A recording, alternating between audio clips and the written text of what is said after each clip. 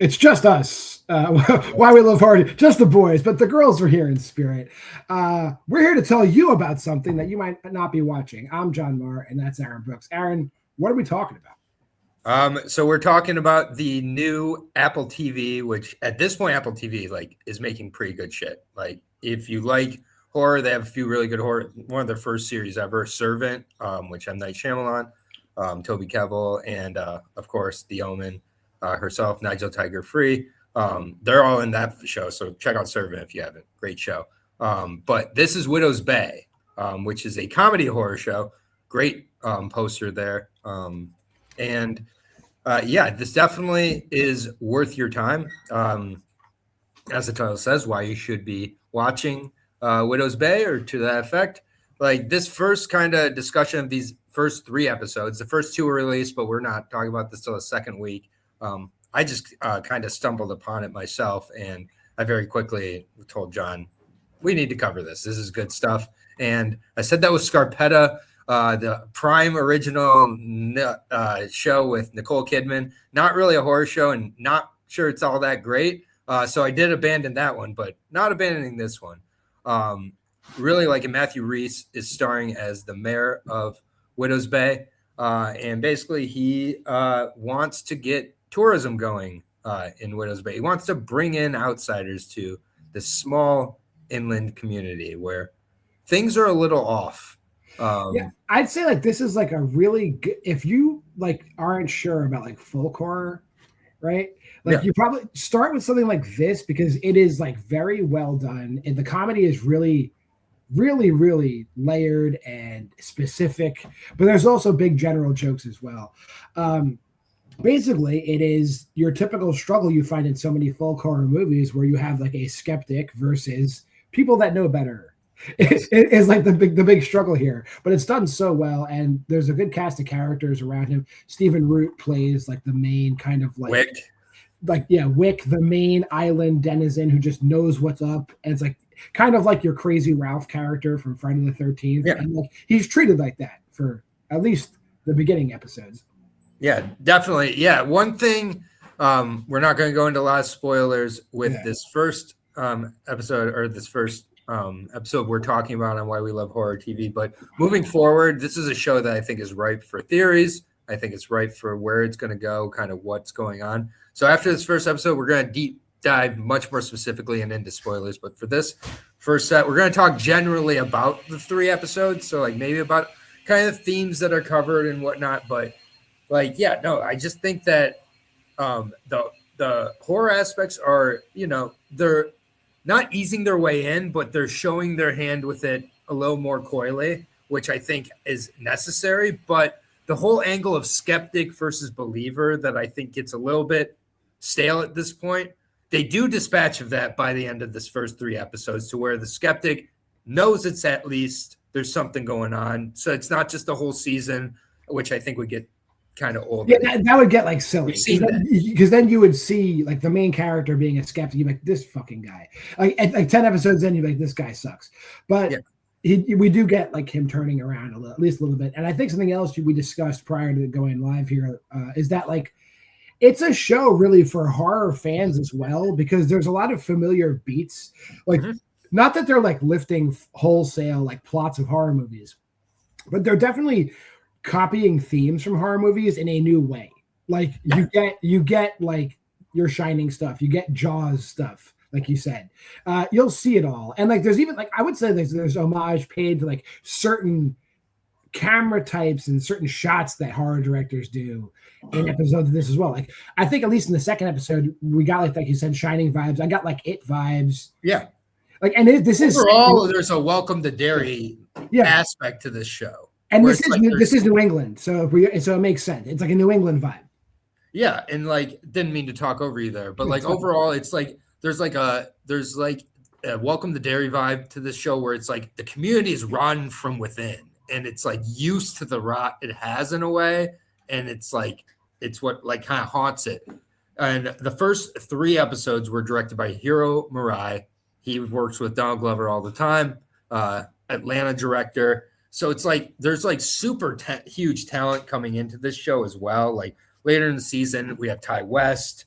Andrew DeYoung, and it's just like really, really good, talented directors. Andrew DeYoung, the director of the great The Chair Company. If you've not seen The Chair Company, do yourself a favor. Horrific. And Katie Dippold, as the showrunner, has a ton of like beloved sitcom, I'd say, experience. She came up through Upright Citizens Brigade, worked on Parks and Rec with Amy Poehler for a long time. So you see like that style of comedy too, where it's like there's a joke with no, like they're not even acknowledging that a joke interaction.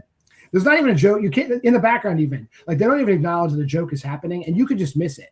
But if you're paying attention, it will pay off so much on this show. Yeah, and this is a show I want to watch each episode multiple times because not just for like the mystery aspect, but also for the comedy aspect. The comedy is so good in this show, though, particularly the two characters behind me, Patricia and Dale.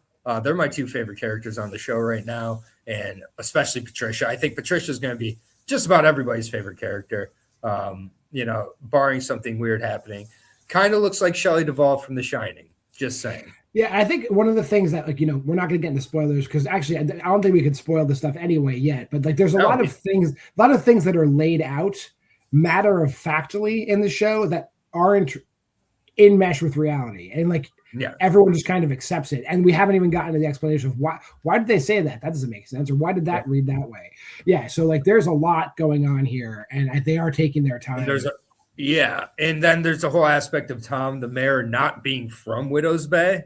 So this outsider being, and then trying to like conceal the history with the writer, which happens in the first episode, like very early on, where like literally there's a giant headline of cannibalism in the church. And he's just like, that didn't happen. Were there cannibals? No.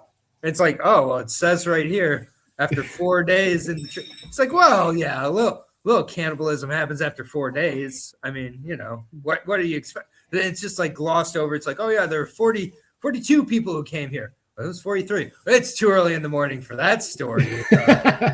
Dolores or whatever. And like then later she's like, there's just like such funny jokes. Like she's like choking on her spit and she asks for his water. And he's like, you can't have my water. And then he just walks away like 2 seconds later. It's just like, that's probably going to have like a little effect at some point because I feel like karma is a big part of the show. There's a Lovecraftian angle to the show. I think that is going to come out more and more. There's, the haunting angle. There's a sea hag. There's just a little bit of everything. And while it sounds like it's jumbled and spaghetti thrown at the wall, seeing what sticks, it's very much by design. And I think it's creating a, community that we can follow for multiple seasons here. Like, I don't think this is one and done type of season here. And it shouldn't be, because when in episode 2, again, not spoiling anything, like the townspeople are like, whatever, dude, like you're wrong. And they literally give them like a laundry list of like conspiracy theories to debunk. And it's like, it goes on to like a second page of things that they need him to disprove. And it's just like, it's such a great setup for what's to come.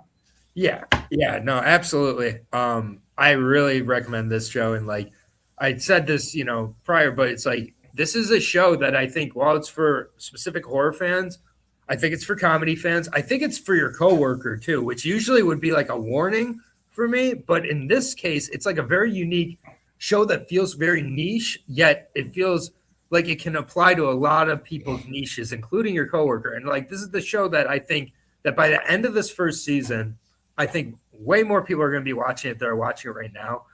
So far, my very small sample size of like 4 or 5 people I've recommended the show to have all liked it. And I've all said, I'm definitely watching it. Got through the first 3 episodes like that. And it's a show that you need to watch without your phone out.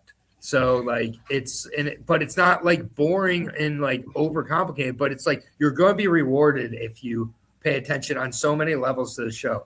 I just love it. Like, a lot going on in the background. I'm telling you now, there's a lot going on in the background. Yeah, Twin Peaks gets brought up, and it's like that gets brought up so much you roll your eyes, and usually it doesn't apply. Here I feel it applies. Another show that was mentioned to me that, they got vibes of, I haven't gotten those vibes yet, is Dark. If there's any dark aspects to this, Netflix is Dark, the best show of all time, then we're in for a treat. Like, I don't know how many more ways I can say it. Watch this show. Like, it's very, very good. Yeah, starting next week, we'll do more in-depth things, but this is just our big plug. Watch Widows Bay, but we're still going to rate the first 3 episodes as a whole right now, though. be like optimistic. I don't want to be like crazily optimistic. These are strong episodes. Yeah. They are strong. I don't know if they're 5 stars. I could be convinced they're 5 stars, but I'm going to reserve myself. I'm going to say these are 4.5s in total. I'm sorry. I'm not waiting. 5 stars. I think the pilot alone is one of the best pilots 5-star pilot. 5-star I've ever seen.